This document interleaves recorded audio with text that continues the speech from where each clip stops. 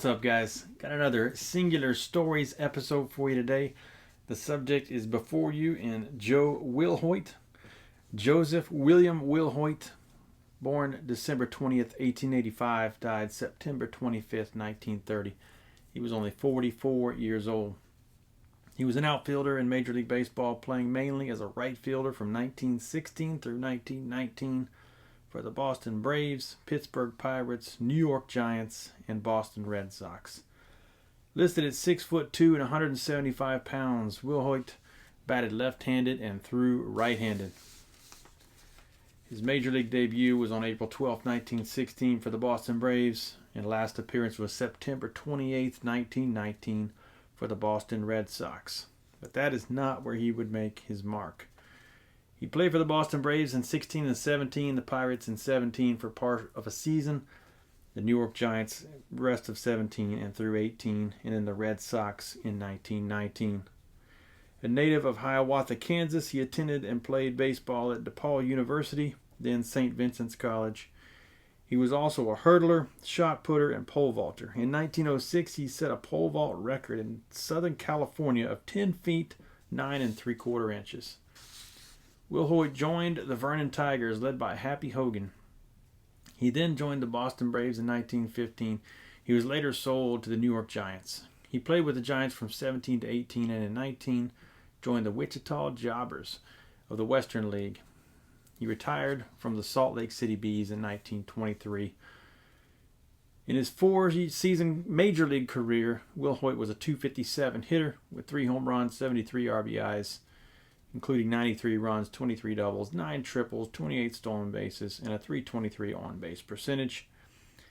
He also appeared in 2 games of the 6 in the 1917 World Series as a pinch hitter and went 0 for 1 with a walk. After the war, Wilhoit and his wife eventually settling in Santa Barbara, California. They opened up a luggage store on State Street called Wilhoit's Luggage. It was later sold to Lindy Lindhorst, the top salesman at the store, who renamed it Lindy's. He had married Zuleika Catherine Hicks, who worked as a personal secretary to one of the top generals during World War I at the Department of War. When Wilhoit died in 1930, he was buried at Calvary Cemetery in Santa Barbara. So that is just some tidbits about Mr. Joe Wilhoit. He's a fascinating guy, and we will get into why. And he did something that will never be broken.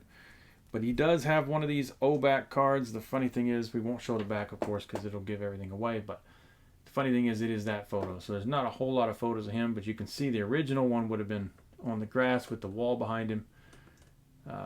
O-back, put this green with the sky, just to try to make it look nice. But that would have been what the original photograph would have looked like there. That's just a photocopy, just so you can see the man. But that's the O-back card he got.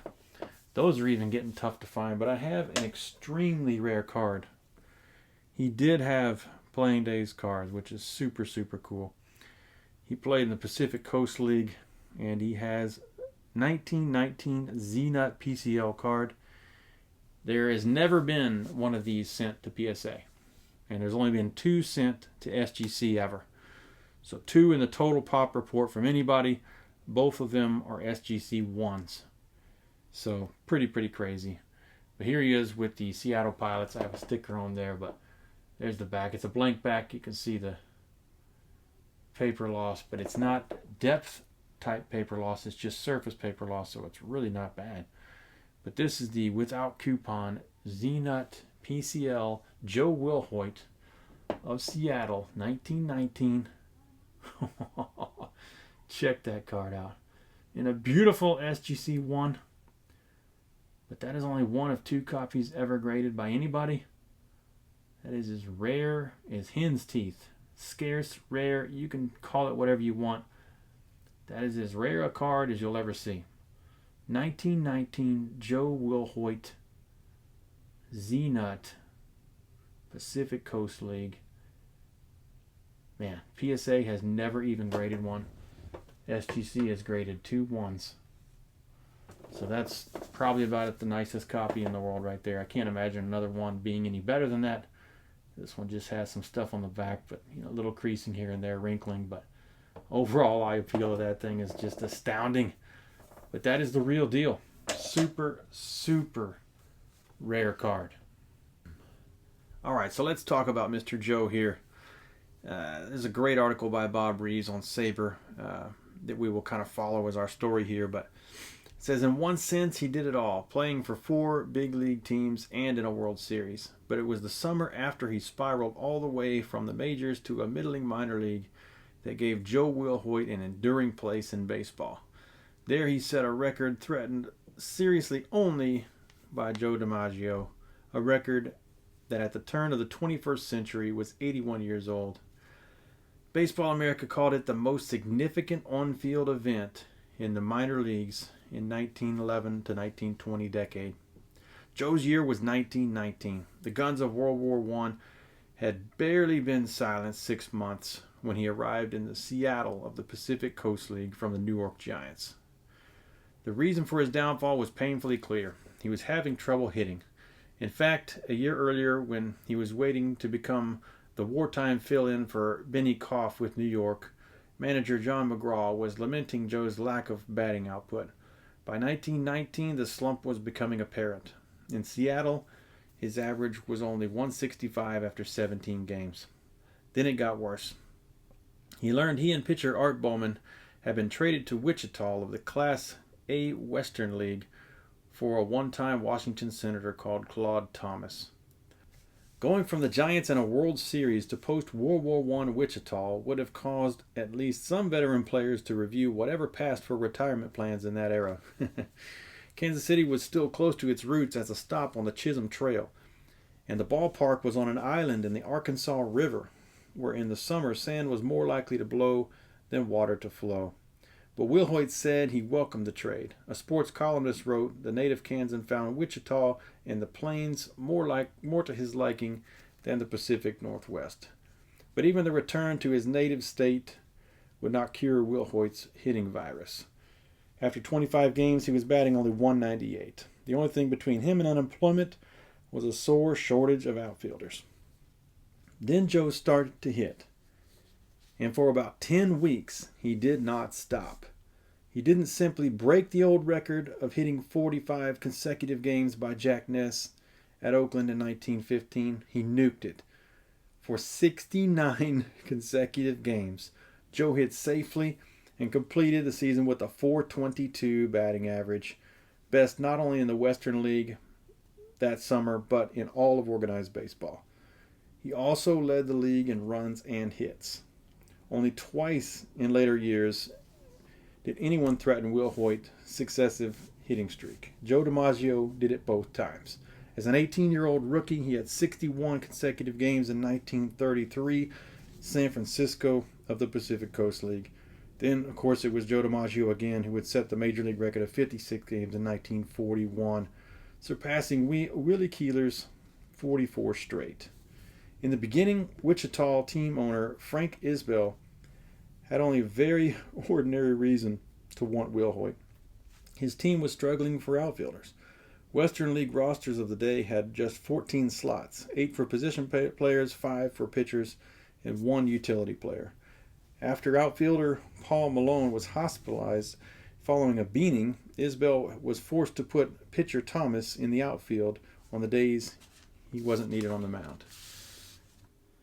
Then he sent Thomas to Seattle, where Wilhoit was available along with Bowman. That trade made the summer for Wichita and for Isbell. In turn, the team owner reawakened Wilhoit at the bat by working with him on his hitting. Isbell had the credentials. He had played 1,119 major league games, mostly with the White Sox. He set a World Series record by hitting 4 doubles in the same game in 1906, a mark that still stands.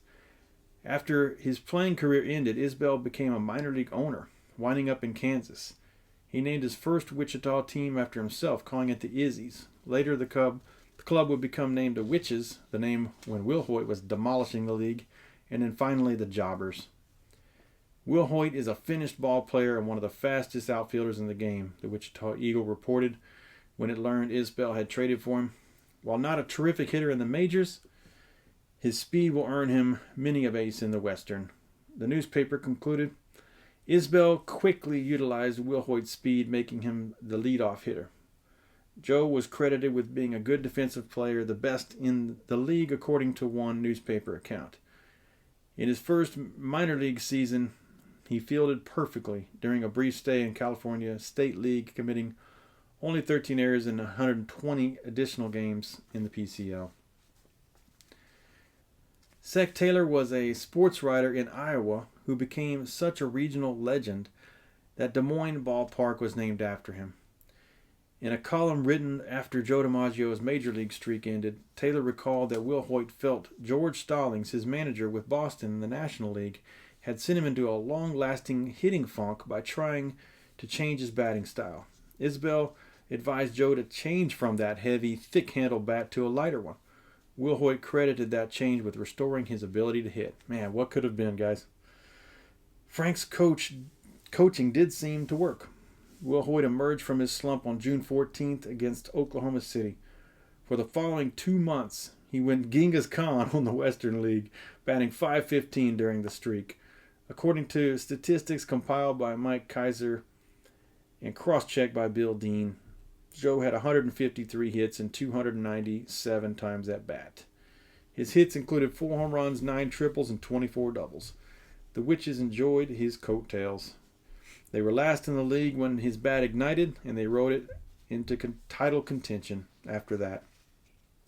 Rarely was the streak easy. 19 times Wilhoit had only 1 hit in a game. In Game 62, his only hit was in the 11th inning game-winning homer at Omaha. Had that game not gone into extra innings, Joe DiMaggio's 1933 rookie streak at San Francisco would have tied him. In the second game on the same day, Joe's streak saver might have been a gift, in at least the eyes of one sports writer. 3 times sent back without a hit. He laid the ball to Burt Graham, who had been called in from the field to play the hot corner after LeBreau had sprained his ankle. Graham could have pegged his man at first, but with Omaha way in a big lead, he held the ball, giving Wilhoit's 63rd game in a row, which he was hitting in safely. Graham's sportsmanship drew forth the admiration of the crowd. So if that's true, it is what it is, but could be just a writer just saying what he felt he saw. The most outstanding thing about Wilhoit was his modesty and good nature. I love this guy. His great work has failed to swell his head. He is popular everywhere, and the papers all over the circuit have printed his picture and advertised him as the greatest player to ever perform in this league. Not only in the Western has his work been noticed, but sports papers all over the country have given columns about his work. Wilhoit had a trial in the big show before, but failed to hit consistently. Yeah, but that was because of that bat and the bad advice he got. There is no doubt that he improved his weakness at the bat and should go up to the American League next year. He is still young in baseball and several years to prove a big star among the great ones in the majors. In another edition, a Wichita writer noted, fans everywhere like Joe, as they prefer to call him. Joe is not a pugnacious player. He takes things easy, and the fans, players, and umps delight in praising his work. At Oklahoma City, Joplin, and other towns where his team has appeared recently, the fans came out and rooted for Joe to add some more games to his streak. The streak finally ended at home on August 19th. Elam Van Gilder, who had spent 11 seasons in the major leagues, pitched for Tulsa against Wichita and retired Wilhoit 3 times on a strikeout, a flyout, and a groundout. Joe appeared a 4th time, but was walked by Mutt Williams. Man, what a shame. Then came the rewards. Hats passed through the crowd at the ballpark on the island produced more than $600 for Wilhoit, a come down from the $2,445 given to each Giant as losers of the 1917 World Series, but it was a major sum on a club where the average monthly pay was $185. Another $100 came from a fan late in the streak who had offered Joe $5 for each hit. His race for the record also attracted a trail of scouts. After his 56th game, the Cincinnati Enquirer wrote, "All clubs of both leagues except Cincinnati are bidding for him. So excited was the Inquirer that the story elevated Wichita from the Western League to the American. The Red Sox won the Wilhoit lottery, buying him before the season ended, but leaving him in Wichita through the rest of the pennant race at Isbell's insistence. Isbell was a nervous man while the auction was underway, but because he wanted to keep his star. His wish prevailed, but it may have cost him. No purchase price was ever announced. In the American League that fall, Wilhoit's bat remained hot. In 6 games with the Red Sox and 18 times at bat, he hit .333. But apparently it wasn't convincing enough. He spent the remaining 4 summers of his career in the minor leagues. Who knows why? At 6'2", he was taller than most and weighed 175 pounds.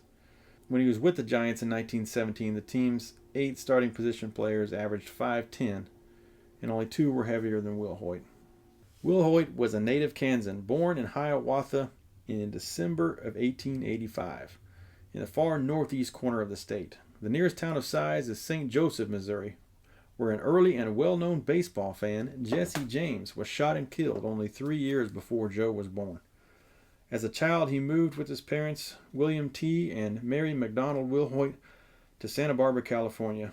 There he was schooled at St. Vincent's College and then at DePaul University in Chicago, where he played baseball on a semi-pro team, Pop Anson's Colts. He apparently was 28 years old when he began his professional career in 1913 with Venice on the Pacific Coast League.